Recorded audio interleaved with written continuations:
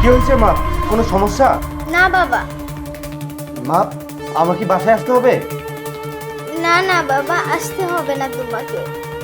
ঠিক আছে, কিন্তু তোমার মুখে এসব কিসের দাগ?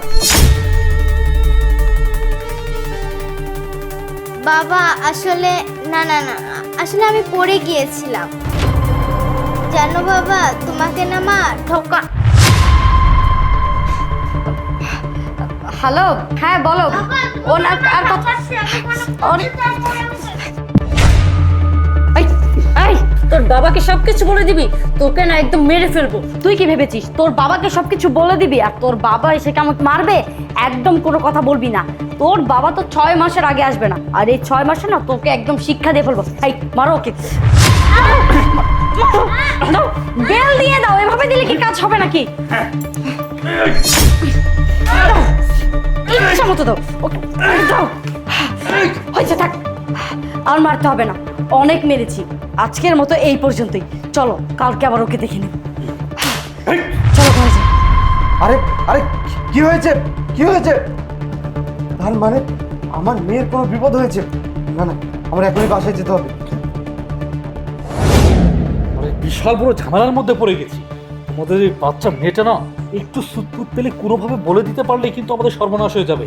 দেখো, যেভাবেই হোক আমি তোমাদের এই মেয়েটাকে একদম মেরে ফেলবো। মেরে ফেললে সকল ঝামেলা শেষ। আরে এত পাগলামি করলে চলবে? তুমি যদি ওকে মেরে ফেলো সম্পত্তি কিভাবে পাবে? সমস্ত সম্পত্তি তো ওর নামে, এর জন্যই তো ওকে বাঁচিয়ে রেখেছি।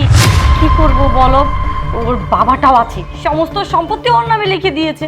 সে কারণেই তো ওকে মারতে পারছি না, বুঝো না কেন তুমি? মানে ওকে মারার আগে সমস্ত সয় সম্পত্তি সবকিছু আমার নামে লিখে নিতে হবে, তারপর ওকে মারতে হবে, তাই তো? হ্যাঁ, সেজন্যই তো কিছুদিন ওকে বাঁচিয়ে রাখতে হবে। যেভাবেই হোক চলে বলে কৌশলে সমস্ত সম্পত্তি তোমার নামে করে দেবো। চিন্তা করো না তো। কে ফোন দিল? আরে ও আবার ফোন করেছে, চুপ, কথা বলো না। হ্যালো, হ্যাঁ বলো। কি কি বলে তুমি? তুমি বাসায় চলে এসেছো? মানে ঠিক আছে, আমি আমি আমি দরজা খুলে দিচ্ছি। আরে লিটো, এখন আমি কি করব? ও তো দরজার সামনে, এখন আমি আরে কি করব? তুমি তো আমাকে বলেছিলে যে 6 মাসের আগে নাকি বাসাতে আসবে না। আরে আমি কিছুই বুঝতে পারছি। এই তুমি এক কাজ করো, ওখানে গিয়ে লুকাও। চল আচ্ছা,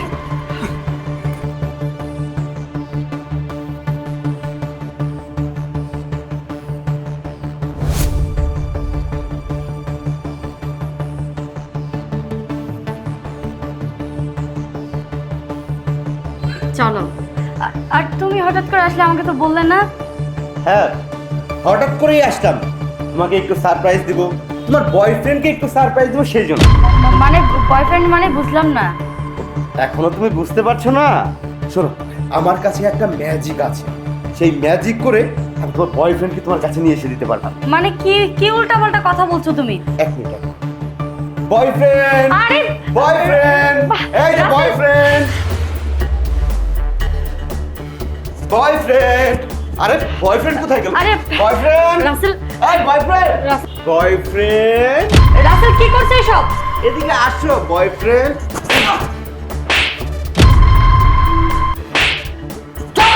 কি করছি আমি? এই দাঁড়া! কি করছি আমি?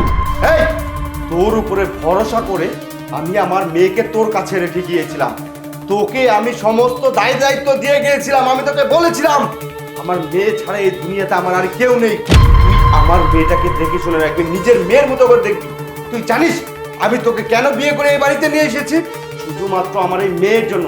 আমার মেয়েটা যেন তার মায়ের অভাব কোনোদিনও বুঝতে না পারে, সেই জন্য তোকে আমি এই বাড়িতে নিয়ে এসেছিলাম। আর আমি তোর জন্য কি না করেছি বল? তোকে আমি দ্বিতীয় বিয়ে করা সত্ত্বেও তোকে আমি অনেক ভালোবাসা দিয়েছি। তুই যখন যা চেয়েছিস আমি সব কিছু দিয়েছি। তোর যা মন চেয়েছি তুই সেটাই করেছিস, আমি তোকে কিচ্ছু বলিনি। তুই কিনা আমার মেয়ের উপর দিনের পর দিন অত্যাচার চালিয়ে যাচ্ছিস। এত অত্যাচার নির্যাতন সহ্য করার পরেও আমার মেয়ে মুখ ফুটে কিছু বলতে পারে না, শুধুমাত্র তোর ভয়ে। আর তুই কি করছিস? এই, আমি এত আদর ভালোবাসা দেওয়ার পরেও তোর অন্য একটা পর পুরুষ লাগে, তাই না? তুই অন্য একটা পর পুরুষ নিয়ে আমার অবর্তমানে আমার বাসায় রঙ্গলীলা চালিয়ে যাচ্ছিস দিনের পর দিন। রাসেল, রাসেল আমার ভুল হয়ে গিয়েছে, আমাকে মাফ করে দাও। আমাকে কোনো শাস্তি দিও না, আমি তোমাদেরকে নিয়ে সুখে থাকতে চাই, ভালো থাকতে চাই। চুপ! তোকে আমি কোনো সুযোগ দিব না। আমি যেটা বলেছি আমি সেটাই করব। আগে অন্যায়ের প্রতিশোধ নিব, তারপর তোকে আমি ডিভোর্স দিব। মা, আয় আমার সাথে।